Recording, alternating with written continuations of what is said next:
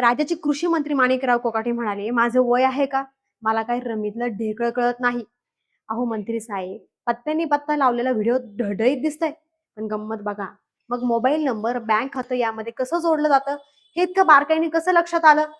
सुरुवातीला सांगितलं मी जाहिरात स्किप करत होतो, तेवढ्यात व्हिडिओ निघाला आणि तेव्हा 15 सेकंदातच धमकीही दिली.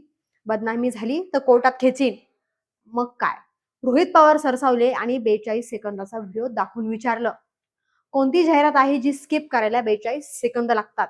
हे ऐकून थोडं विचारात पडलो. खरंच सभागृहाचं काम संपल्याचं म्हणणंही नंतर खोटं ठरलं. आता तुम्हीच सांगा, लहान मुलांनाही माहिती असतं की स्किप पॅड कुठे आणि कधी दाबायचं. मग आपल्या मंत्र्यांना हे कळत नसेल, यावर विश्वास ठेवायचा? बरं, कोकाटे साहेबांनी रम्मी खेळली किंवा नाही खेळली, काहीच हरकत नाही. कोट्यावधी रुपये तुम्ही कमवा, पण ती खाजगी वेळ होती का? की अधिवेशनात जनतेच्या वेळेत जनतेच्या पैशातून चाललेला हा विरंगुळा? तुम्हाला काय वाटतं? कमेंट करून सांगा.